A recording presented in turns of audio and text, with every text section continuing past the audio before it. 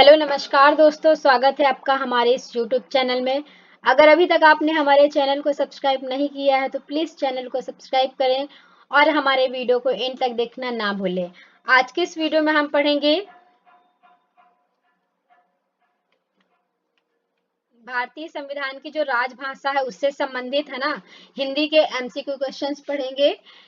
जो हमारा पहला प्रश्न है वो क्या है कि निम्नलिखित में से कौन सी भाषा जो है वो भारतीय संविधान की 8वीं अनुसूची में उल्लेखित नहीं है। तो आंसर क्या हो जाएगा आपका? Answer number C right answer हो जाएगा, यानी अंग्रेजी भाषा जो है उसका उल्लेख नहीं किया गया है। ठीक है, 8वीं अनुसूची में।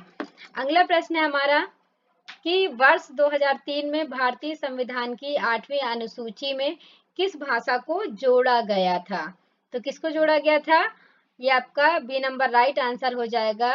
ठीक है, यानी संथाली भाषा को 8वीं अनुसूची में जोड़ा गया है। ठीक है, अगला प्रश्न है हमारा, भारतीय संविधान में कितनी भाषाओं को मान्यता प्राप्त है? तो आंसर क्या हो जाएगा? भारतीय संविधान में 22 भाषाओं को मान्यता दी गई है। ठीक है, इन्हें राजभाषा का दर्जा दिया गया है। अगला प्रश्न हमारा, निम्न में से किसका संबंध 8वें परिशिष्ट से है? तो भाषा का संबंध जो है वो 8वें परिशिष्ट से है। ठीक है, ये आपका राइट आंसर हो जाएगा। ठीक है, तो ए नंबर राइट आंसर हो जाएगा। अगला प्रश्न है हमारा,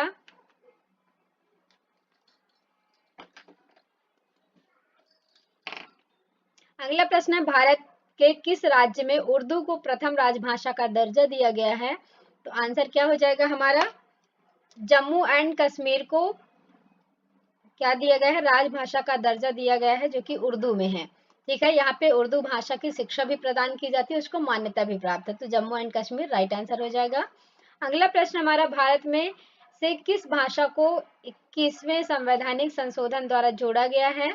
तो सिंधी भाषा को 21वें संशोधन द्वारा जोड़ा गया है। ठीक है, अगला प्रश्न हमारा, निम्न में से किस भाषा को संविधान में 8वीं अनुसूची में शामिल नहीं किया गया है जबकि वह एक राज्य राजकीय भाषा है?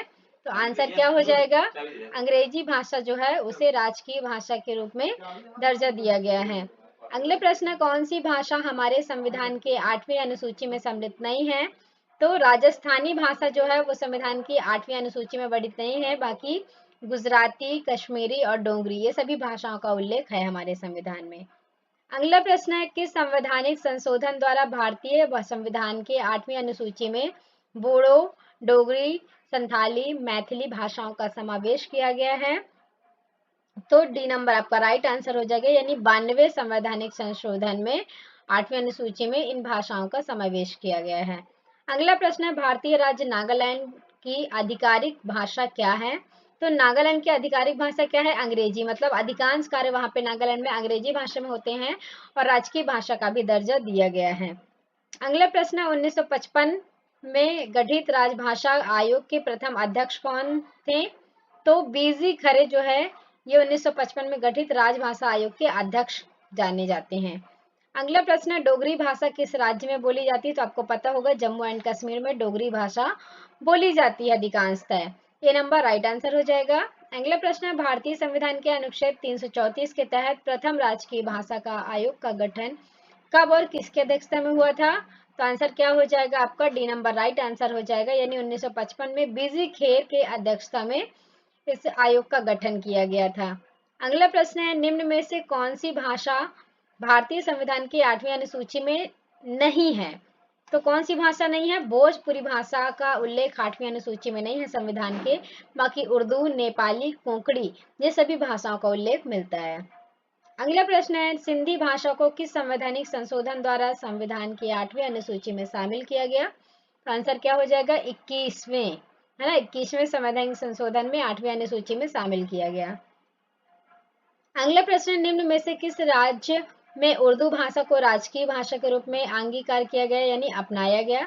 तो आंसर क्या हो जाएगा? जम्मू एंड कश्मीर में जो आपकी भाषा है उर्दू भाषा को क्या किया गया? अंगीकार किया गया। ठीक है, यानी अपनाया गया। किस रूप में? राजकीय भाषा के रूप में। अगला प्रश्न हमारा, संविधान के 8वीं अनुसूची में सम्मिलित भाषाओं में कौन सी भाषा सर्वाधिक बोली जाती है? तो बंगला भाषा जो है सर्वाधिक बोली जाती है, ये आपका ए नंबर राइट आंसर हो जाएगा। ठीक है, अगला प्रश्न है हमारा, किस भाषा को किसी राज्य की राजभाषा के रूप में स्वीकार करने का अधिकार किसे है? तो ये राज्य विधानमंडल को अधिकार है किसी भाषा को राज्य की भाषा स्वीकार करने का अधिकार। ठीक है। अगला प्रश्न है, संविधान के किस अनुसूची में क्षेत्रीय भाषाओं का उल्लेख है? तो 8वीं अनुसूची में क्षेत्रीय भाषा को उल्लेख है जिसमें राजभाषा का दर्जा दिया जाता है। ठीक है।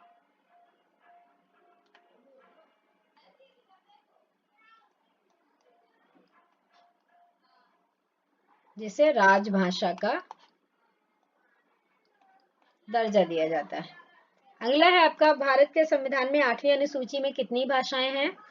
तो 22 भाषाएं हैं 8वीं अनुसूची में। ठीक है, ये आपका राइट आंसर हो जाएगा। Thanks for watching this video. Thank you so much दोस्तों। चैनल को सब्सक्राइब करना ना भूले और हमें बताएं कमेंट बॉक्स में कि आपको वीडियो कैसा लगा।